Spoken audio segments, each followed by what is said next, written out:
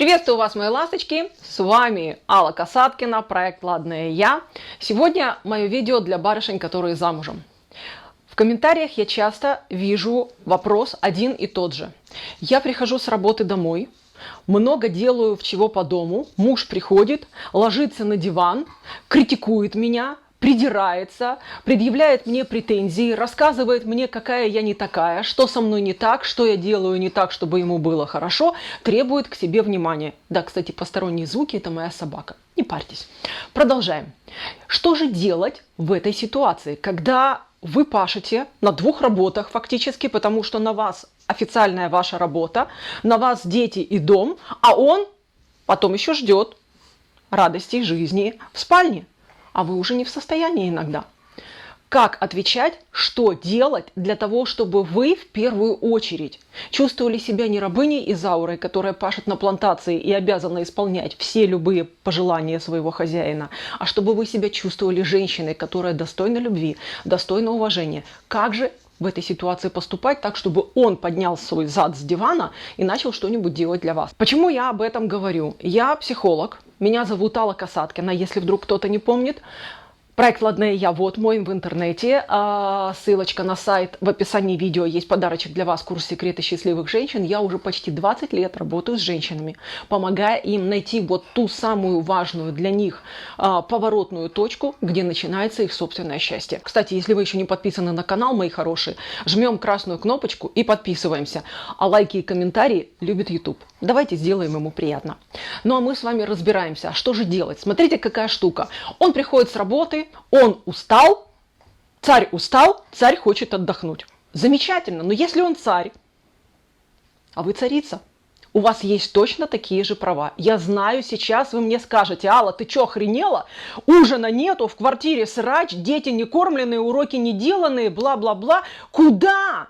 Это ж все на мне. Мои дорогие, вы не лошадь в колхозе. Вы жена царя. Царь устал, лег отдохнуть, царица тоже имеет право почивать. Царь собрался, пошел с друзьями, царица тоже имеет полное право пойти к подругам. Дети не кормленные. Ну нифига, можно первой уйти к подругам. Кстати, по секрету говорю царю сказать: покорми детей, потом пойдешь гулять. Вот и все. Мои дорогие, запомните, в паре у двоих, и у мужчины, и у женщины, одинаковые права и обязанности. Это не я отдыхаю после работы, а ты пашешь. А либо мы отдыхаем, либо мы работаем, потому что мы оба хотим кушать, потому что мы хотим, чтобы у нас в доме что-то было, потому что мы хотим, чтобы у нас выросли умные дети, потому что мы хотим, чтобы нашему дому, достатку, еще чему-нибудь там завидовали, гордились, радовались или еще что-нибудь. Да, у вас есть полное право. И если ваш царь почистил перышки и увалил куда-нибудь отдыхать, почистите перышки и пойдите отдохните тоже. Во-первых, отдохнувшая царица может в постели заняться любовью. И тогда вдруг вдохновленный царь заработает больше денег и принесет их домой, хватит на прислугу. Тоже вариант. Но пока вы пойдете, посмотрите по сторонам. Тому ли мужчине вы отдали предпочтение? С тем ли вы, мужчины, находитесь рядом, о котором вы мечтали? А может быть, ваша пара выглядит как мамочка и сыночек? Ну тогда чего вы ждете от сыночка? Сыночек должен слушаться, выполнять, что мама скажет. Тогда командуйте смело, а не потакайте и ублажайте.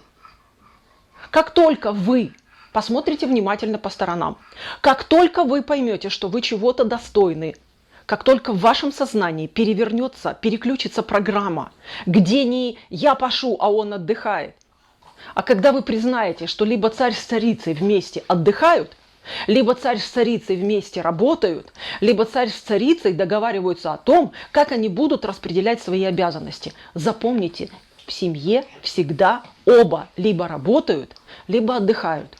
Не бывает так, чтобы один гулял, а второй пахал. Я думаю, вот эта точка станет поворотной в вашей семейной жизни.